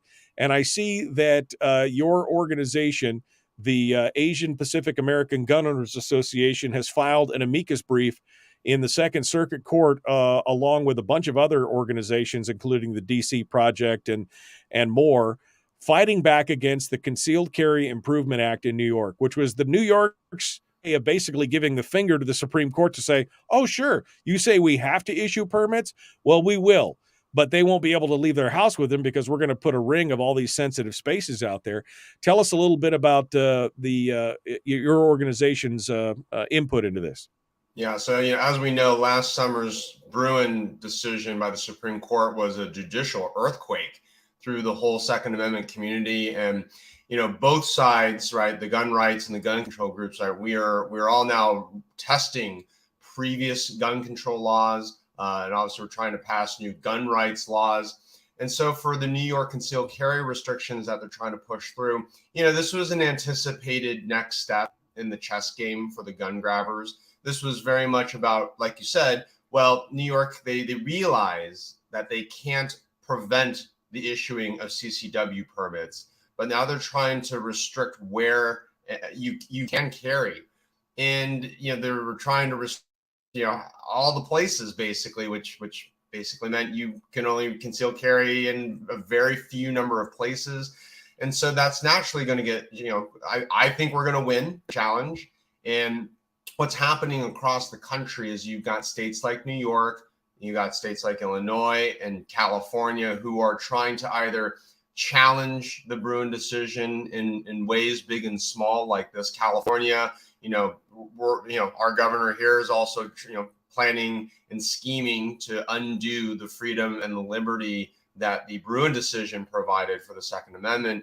And so we're going to see a lot more of these challenges come up from the local and state levels. But APA GOA, which is the Asian Pacific American Gun Owners Association, we're very proud to join with other pro-Second Amendment gun groups in supporting and maximizing our freedom here. I just made the argument earlier that I think this is the new battlefield for gun owners in America. It's no longer legislative per se. This is a battle that's going to be fought in the courts because, we used to try and fight it at a state level against legislation or the national level in Congress. But what's happening is Bruen was such a monumental landmark decision that it has, the ripples continue to spread. And as these states, you just mentioned, New York, New Jersey, Illinois, California, Hawaii, as they continue to thumb their nose and give the proverbial finger to the Supreme Court on, oh, we'll do what you say, but, we're going to do it in a way that basically hurts everybody. The new battles are going to be for citizens and groups like APA GOA and gun owners and the FPC and everybody else. They're going to be fighting this. And that's a very expensive proposition. I mean, a Supreme Court case is a multi-million-dollar deal, right? We had John Sturgeon here in Alaska fighting for Alaska water rights or for transit rights through waterways. And he went all the way to the Supreme Court, cost him $2.3 million to do that. This is not a cheap deal, but this is where our battle is going to need to be focused. Yeah, you're absolutely right. The battle, we're finally really taking the battle to the anti-gunners. And, one case in point, Governor Newsom here in California, he slipped up a little bit about 2 weeks ago in the aftermath of some of the recent mass shootings here. He called supporting the Second Amendment a suicide pact. And he quickly realized his mistake and walked back his words. He didn't realize that this is supporting liberty and freedom. The Second Amendment is not a suicide pact, right? This is very much we are gaining some really meaningful and significant ground. And also, the whole suicide pact thing, it's like very insensitive comment considering that 2/3 of firearms deaths in America are from suicide. And so, Right. Supporting the Second Amendment, connecting that with suicide was a little bit of a political gaffe for Governor Newsom, and also just showing how desperate he is. And he's really grasping at straws and trying to create these catchy one-liners. And he definitely caught national attention, and now he's catching national flack. He's going to be proposing more anti-gun legislation, and he's going to catch even more flack, not just from Californians, but through, from the Supreme Court and also the entire judicial system. So, the Bruen decision, again, this judicial earthquake that has really unnerved and unrattled gun grabbers, which is a great thing, right? It's really thrown them off their game. They're grasping at straws. They're literally desperate, passing laws that they know are going to get shot down as unconstitutional. So, at this moment in time, gun rights groups, we do have the upper hand, which is a very exciting moment in Second Amendment history here. Chris Cheng is our guest, Top Shot champion. In your own backyard, you've got a unique thing. The city of San Francisco, again, kind of stamping their feet and throwing a tantrum when the Supreme Court said, hey, look, you've got to issue. You have to issue. And they said, well, we don't know how. We've never done it before. So they drug their feet for 7 months. And they finally issued their first concealed carry permit here just recently. I think what you've actually gone through you put your paperwork in, right? Have you? Yeah, I'm one of the first batches of CCW applicants here in San Francisco. Yeah, it's been 7 months, and I'm in the middle of phase 2 of 3 of this very, very long process. And I saw the news the other day about the first San Francisco CCW permit being issued to an average citizen. In the past, the only CCWs that were issued were to, Senator Feinstein, to federal judges, or notable people, by people with, celebrity and clout, which obviously is not fair. I mean, it's literally the definition of tyranny, right? When a government disproportionately applies its power amongst the citizenry. So this first San Francisco CCW for a regular applicant, it's a huge moment. I hope to be able to say in a few months that I'm also part of this very first batch of CCW owners in San Francisco. When I see this kind of stuff happening, I'm reminded of the phrase, I mentioned it earlier, but a right delayed is a right denied. I mean, at this point, this is kind of what we're looking at, is that kind of thing where they're just dragging their feet, making it so difficult. You said you're in phase 2 of 3. I mean, you expect this to take a full year, and what's the cost been to you? I mean, in money and in time, what's that been? Yeah, so the guidance I was provided from the San Francisco Sheriff's Department was that this process could take up to 9 months, and I think realistically it'll be 9 to 12 months. And the cost is real. So I think it was something like $150 just to submit the application. Then there's another fee, if I recall, for what's called a live scan fee. Then there's going to be a psychological test that's coming up. I think that's another like $125. Then there's 16 hours of training. And so that's a 2-day course that I will have to pay for. So let's be generous and call that $250. And so, right, these costs add up. I mean, coming close to $1,000, right, just to apply and receive a CCW permit, right? And compare this to constitutional carry states where you don't have to pay anything. You don't really, you don't even have to apply. So, I am, obviously I'm going to go through the process, here in San Francisco, but the next battle here is to simplify and streamline and speed up this process, and also reduce the cost that it takes to apply and receive a CCW here in San Francisco. It's crazy stuff. Less than 2 minutes left here, Chris. What else are you working on? What should people be looking out for from Chris Cheng? What's happening here? Yeah, so I think two things. I've got some new videos coming out with the National Shooting Sports Foundation over the course of this year. Again, targeted towards the new shooter and the new gun owner. The Firearms 101 series that we launched about 6-7 years ago, we've received over 40 million views on YouTube, which has been very exciting. It's been well received. And so the NSSF and I wanted to produce another set of videos for the 14-some million new first-time gun owners that we've had over the past few years. And so these videos are less about marksmanship and more about firearms culture and what you can expect when you come to the gun range or when you walk into a gun shop, and explaining, here's what to expect and here's how to make sure that you have a safe and fun time. Lastly, I just wrapped up a video segment with CNN. It should be airing next Tuesday and Wednesday. And it's all about the increased gun ownership amongst the Asian American community. And so I was really pleased with how filming went yesterday, and hopefully the segment comes out really well next week. I can't wait to watch it. We'll have you back on next month to discuss it. Chris Cheng, Top Shot champion. Thank you, my friend, for coming on board. Hold the line, folks. The Michael Duke Show, Common Sense Radio.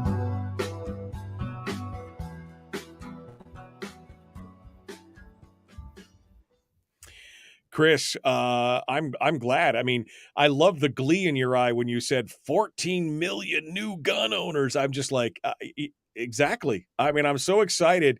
I mean, if there's only been a couple silver linings to the COVID fiasco. One was the opening of people's eyes to what schools and school choice and what the people can educate their own kids. That was been one. But the second one was the interest in, with all the unrest and everything else, the interest in gun ownership and the realization by many people that it wasn't as easy. It wasn't hard. It wasn't harder to get a library book than it was to get a gun. It was a lot harder than they expected. And of course, we saw a whole plethora of new gun owners pop up. I think the NICS checks is still running record. I think they're still breaking record after record every month. More and more people are becoming interested in becoming part of the gun culture. I think that's fantastic. It is. And, getting someone to the range or, them purchasing their first firearm, though, is the first step, right, in this lifelong journey, or what we hope, right, is a lifelong journey for these first-time gun owners. I think we all know someone, though, who purchased a firearm. They were very excited at that start of it all, but then they don't go to the range, they don't practice, they don't study, right, and then that interest peters out. And if you don't maintain your skill set with your firearm, marksmanship is like any other perishable skill set. If you don't use it, if you don't train, if you aren't constantly refining your marksmanship skills, right, the gun is no longer a useful tool. If you don't know how to safely use it, if you're not effective, and if you're not efficient with the firearm. So this is the next step, right? We've gotten these new gun owners through the door, but now we need to set the dinner table. We need to serve a great dinner. We need to keep them for dessert, right? So this is where these videos that we're releasing through the National Shooting Sports Foundation, I'm hopeful, right, that not only will they be able to train this new generation of gun owners in marksmanship, but culturally, that we will get them also more comfortable and get them to stay.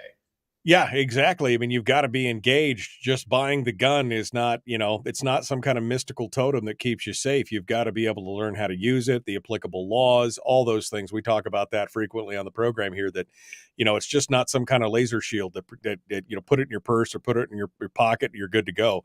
You've got to do it. And there's a lot of education that's going to happen for a lot of these folks. So I'm glad to see that we've got some approachable videos that you guys are putting together to educate people as far as, what they need to know and what, why being part. I would like to see also things like more about why the gun culture is important to the freedom and liberty and the nation and the ideal and being, it's essentially an American it's an essential aspect of America. I mean, other people in other countries, I've had people say, I just don't understand why you Americans are so obsessed with guns. Why you do that all the time? I don't know. And because they can understand, because it is uniquely American, and we need to educate new gun owners on why it's so important and why it is so precious to us. Indeed, and for a lot of folks, it's that first time experience of shooting a gun, or even simply just going to a range and seeing responsible citizens exercising their Second Amendment right in a safe manner. And, part of what I was emphasizing with CNN yesterday is that, guns are, it's the gun community and gun culture is a community, right? The guns and the civil liberties and the Second Amendment angles and the diversity angles are important, but also equally important is the amount of community, the friendship, the camaraderie, right, that comes with it. And at the end of the day, it's also about getting to know your neighbors and your community and your friends. And this is the solution. This is one solution to preventing and reducing mass shootings and violence in our community, is when we get to actually know each other in person, not overly relying on social media and email and text messages, but actually going to a range, right?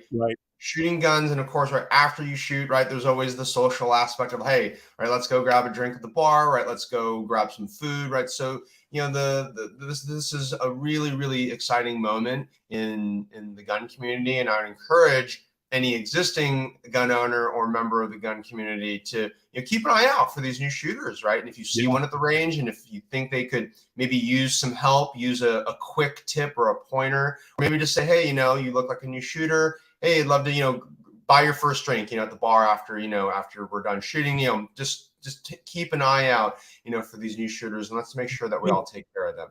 You mean be a decent human being? I mean, is that what you're saying? I think that's a great stuff. Yeah, in the simplest terms, that is exactly what I'm saying. Chris Cheng, Top Shot champion, definitely a decent human being. Thank you, my friend. I appreciate you coming on board this morning. Thanks as always. It's always good to have you here. Thank you for being part of it. All right, folks, we got to go. Willie Waffle's coming up next. Phone is ringing. We're ready to do it. Oh, there we go. The ding, ding, ding. Don't forget to like and share. Don't forget to follow. Don't forget to do all the things. The Michael Duke Show, Common Sense Radio. Here we go.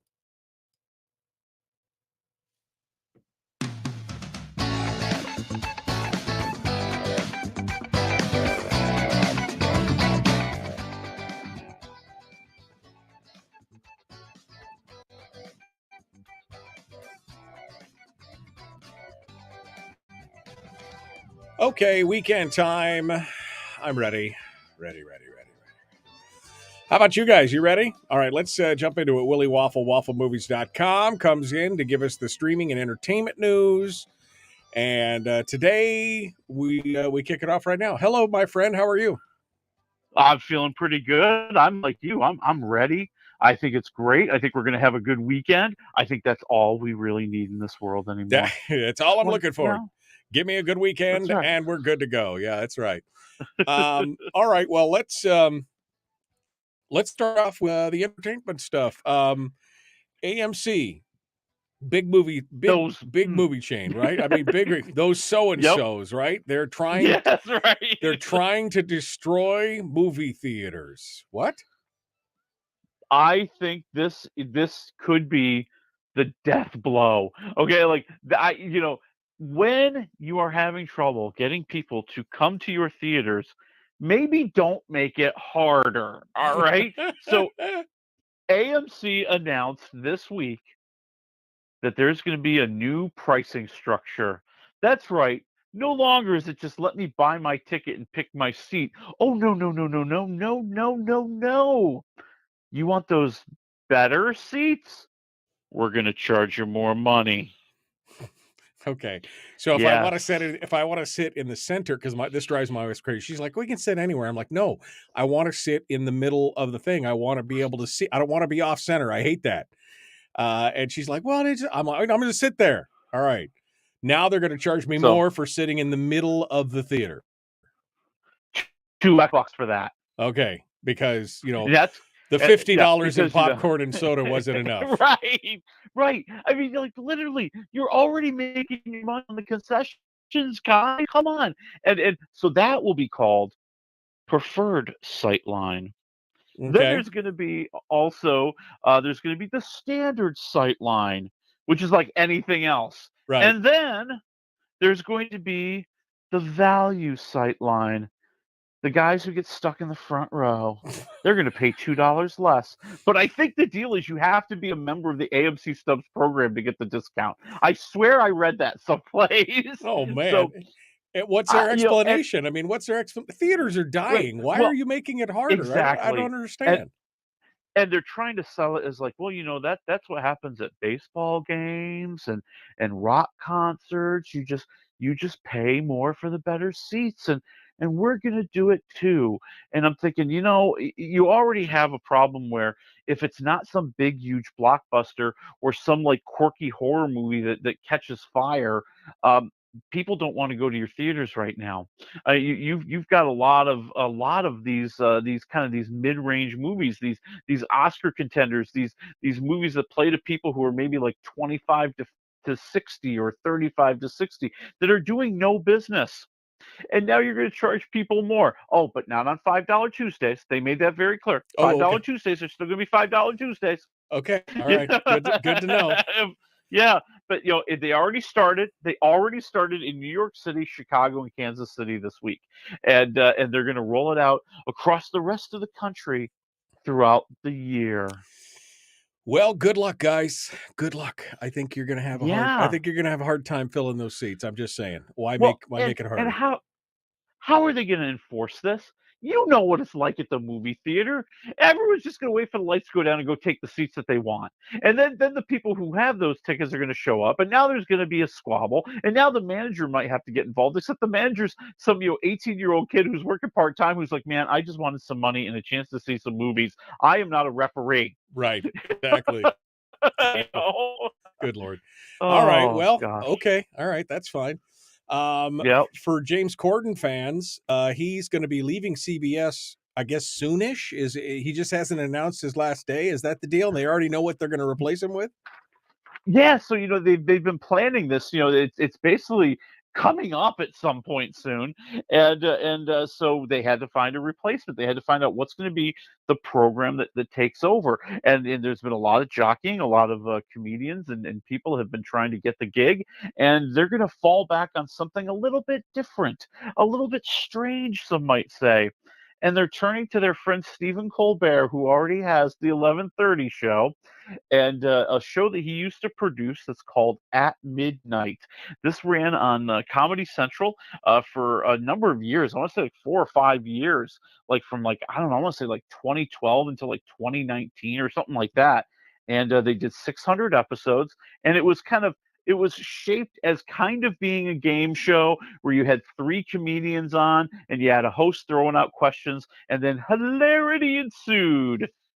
Well, they're going to try it on late night. Sounds like Hollywood Squares, but without the chance to win. Yeah. Yeah.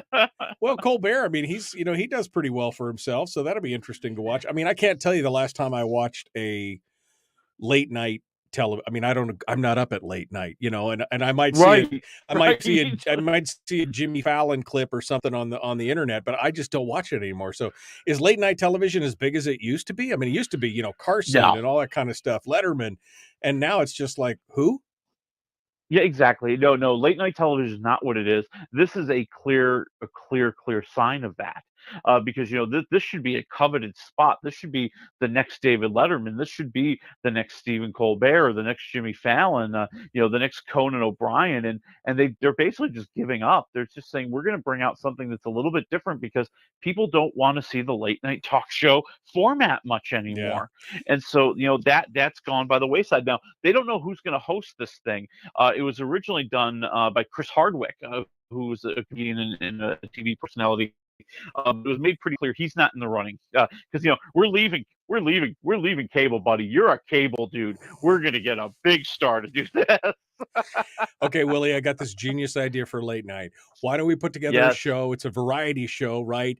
Music, talent, questions, interviews, and we get, wait for it, Arsenio Hall to do it. I think that would be fantastic.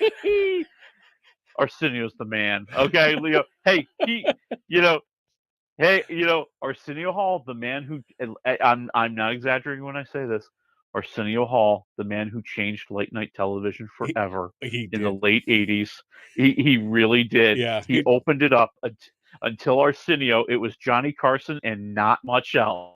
Yeah, no, he did a pretty good job. All right, well, late night TV for those of you who are watching. Food. I'm into food. I love the Food Network. I mean, I'm watching Food Network shows all the time with my kids. My daughters love them. My wife loves them. We love Guy Fieri, Diners, Drive-Ins, and Dives. We've been, I've been on television. I've been on an episode of that, and with Guy. It's an amazing deal. But he apparently has got a new challenger. A new challenger steps into the ring, and it's going to be interesting. It's going to be Pamela Anderson, baby. That's right. Oh my God. Pamela Anderson has a new Food Network Canada cooking show. That's right. She's like taking over Food Network Canada. Yeah. It's called Pamela's Cooking with Love. Okay. And so this is that rebranding of Pamela Anderson we were talking about last week. She's recently had a program on Canadian television about renovating her mother's house where she grew up. Right. Now she's doing the cooking show. She's got her eyes set on the Martha Stewart Prize, my man. Now, here's what makes Pamela's Cooking with Love a little bit different. She's a dedicated vegan, and she's only going to feature plant-based cooking and recipes because she hasn't eaten any meat in 30 years. Okay, well, good luck. Good luck with that. I mean, how do you? Good luck with that. How do you? I don't even know. I don't even know how you do that. I just don't even know how you even survive without. But okay, good for her. Good for her. All right, let's talk about one of my favorite shows, Yellowstone. Oh my God, the drama! This could be the beginning of the end for Yellowstone. Dude, they left me on a cliffhanger. You cannot tell me it's going to be the beginning of the end. What's going on? There is a lot of jockeying and gamesmanship going on right now. So a story broke out earlier this week that the producers of Yellowstone see the writing on the wall that Kevin Costner wants out or is trying to be so controlling that it's going to be impossible to do the show anymore. And they're getting ready to end it, and they're going to put all their weight behind a new series featuring Matthew McConaughey.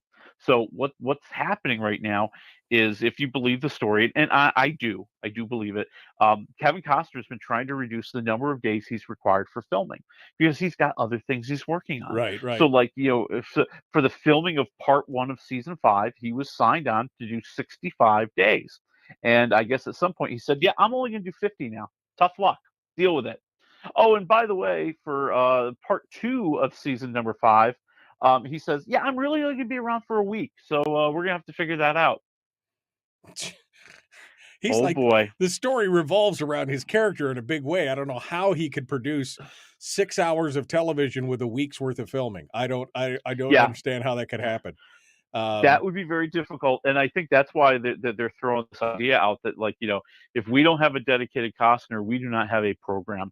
And there's talk that maybe they'll shift some of the other characters and actors over to the Matthew McConaughey program, and they'll continue it some way like that. We'll see. Or this just could be the producers trying to scare Kevin Costner into realizing that we can go on without you. He's a producer. He's an executive producer on this. I don't know why. True. It was part of his brainchild. I don't know why. Because I have a feeling that executive producer title is something they tacked on to get him to do the show, so he can get a little bit of back end money, and you let him make some small decisions. It's really Sheridan and his they're running this show. So they'll just do something else without him, because again, a different show. Well, I don't think you knew in the end of season 3 or 4 whether or not he was going to live. Season 3, whether or not he was going to live, because it looked like he was going to die. So, I mean, who knows? Maybe they just kill him off and we move on. All right. We only got about 3.5 minutes here. Magic, Mike, your place or mine? Which one do you want to start with? I really don't want to start with either. Let's start with Magic Mike's Last Dance. Okay. They can only promise that, right? Right. So it's Channing Tatum, and somehow, supposedly, as you watch this movie, the theme is supposed to be something about by watching men shake their moneymaker. I don't know if it was that subtle and nuanced. It really is more like Pretty Woman come to life again, except Channing Tatum is the pretty woman, right? Because he's now met this very rich, estranged wife of a media mogul, played by Salma Hayek, who let's just say invites him back to London. And they go shopping, and they go to fancy dinners, and he has a butler, and he does some more dancing. But the ruse is that somehow he's going to put on a one night only male review on the boards in London for all the ladies of London. Okay. I mean, I've never Like seen. they don't have strippers in London. I've never seen any of the Magic Mike movies, so that's a -1 to 4 waffles. Give it to me. 1 waffle. Ow. Okay. All right. That's enough said. Enough said. Your place or mine? Reese Witherspoon and Ashton Kutcher. I don't know if that's a star-studded cast or not. You tell me. Go for it. Well, it is. I mean, listen. This is a comfortable movie. It's a feel-good movie. It's a Sunday afternoon, getting under a warm little blanket, drinking some hot cocoa because I'm not watching a football game kind of movie that's on Netflix. And yeah, they play best friends for 20 years, and they became best friends because one night they had a little bit of a one-night stand, but they just became friends after that. But of course, we all know as we watch the movie, they were obviously meant for each other. Why aren't they just dating? And the everything gets pushed when, because he lives in New York and she lives in LA. They swap houses because he's going to take care of her kid in LA while she heads off to New York to take some big class and take some exam that can get her a nice promotion. And they start to realize maybe there's more to this relationship than they ever wanted to admit. So, traditional romantic comedy, no twists, no turns, nothing to see here. -1 to 4 waffles. 2.5 waffles, because Kutcher and Withers, they can make it work. I mean, they are very talented. They're very good with comic timing and comic situations, and they get surrounded by a nice wacky cast of co-stars. Okay. All right. Well, Willie Waffle, wafflemovies.com. Thank you, my friend. Appreciate you coming on board. As always, it's a pleasure to speak with you. We will talk with you next Friday. Oh, it'll be all about Ant-Man. Okay. I can't wait. I actually am looking forward to that, quite honestly. All right, folks, we're out of time. We got to go. Thank you for being part of it. Coming up on Monday, Dr. Dan Savage talks about medical choice. Sarah Montalbano talks education. Busy day. We'll see you on Monday. Have a great day.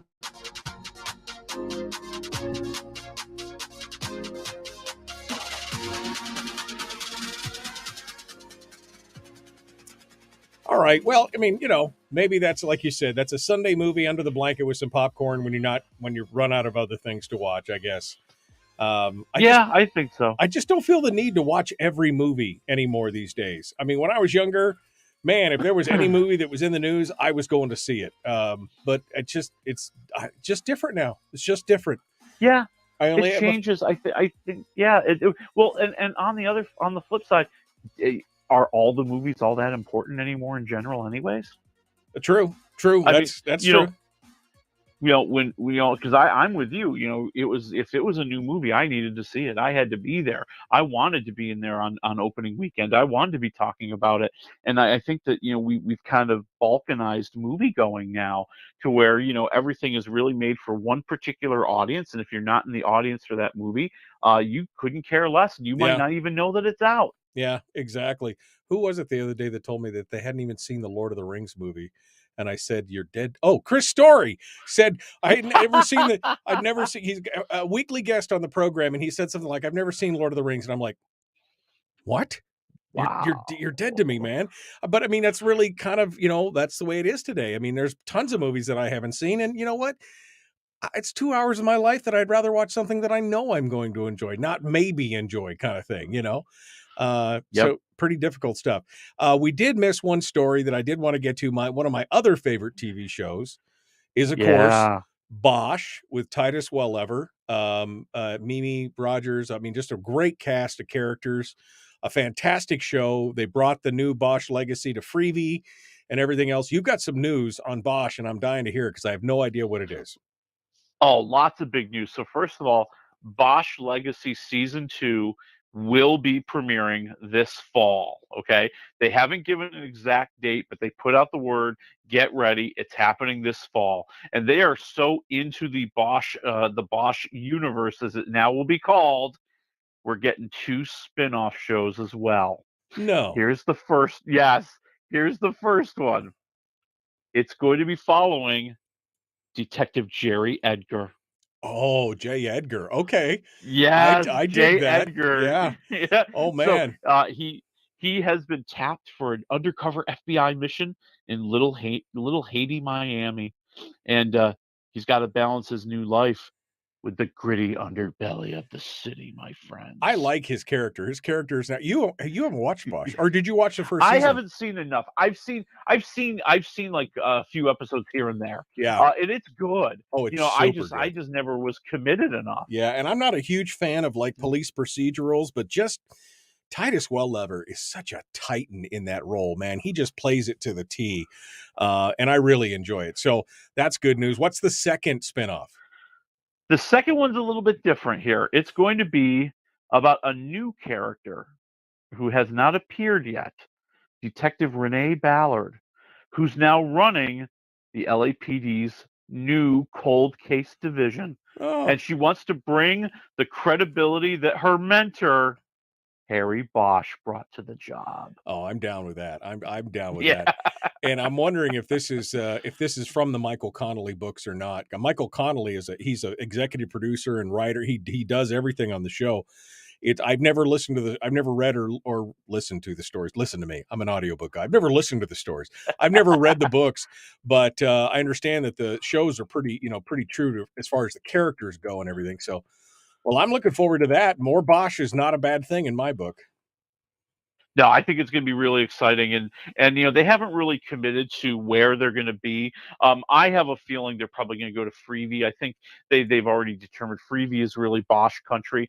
It brings a lot of people there that haven't been there yet, and they can learn about this streaming service. And Amazon Prime, they seem to be focusing a little bit more on movies and I dare I say bigger names, which is that could be a two-edged sword or a double-edged sword there. I mean, well, Netflix, I think, is falling into that now. I'm really bummed because I hate the commercials, and I can only watch Bosch Legacy with the commercials, and it just irritated me. Yeah. But it is what it is. I mean, like I said, I would pay money for a Freevee tier that has no commercial. I'll pay money for that. Give me $3 a month. I'll pay money. Whatever. Just make it happen. All right. Well, I guess that's it. I will give you you want my pick for the week? My pick for the week. I watched 2 new shows, and one is for me, one is for me and my wife. We enjoyed it. The one that my wife and I watched that we really enjoyed is called Ghosts, and apparently it's a CBS drama with a gal from iZombie and a bunch of other... It's a comedy, and it is one of the greatest TV shows on TV right now. It is so funny. I have not laughed laughed out loud so hard so many times. Great show, Ghosts.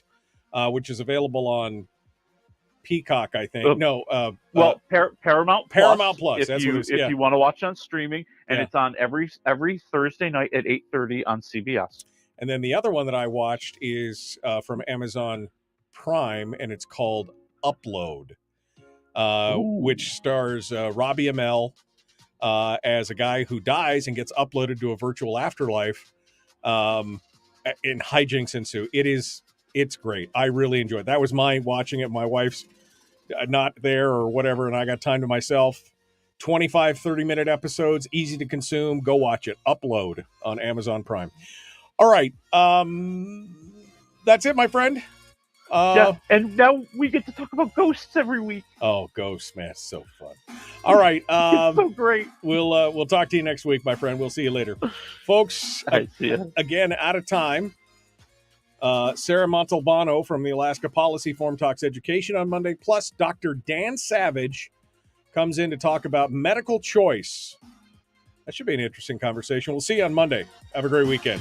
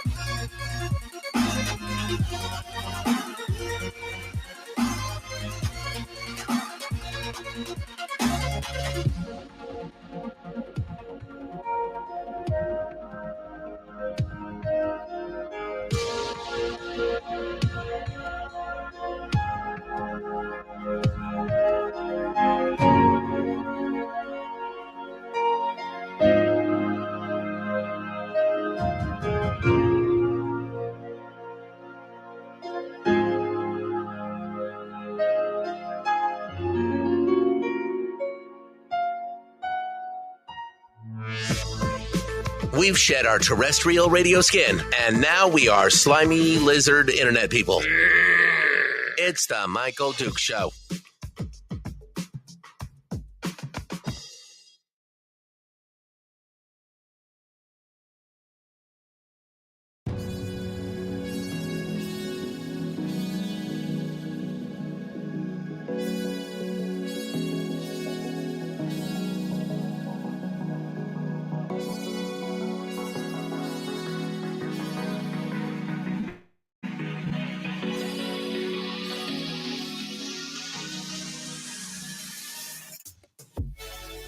Michael.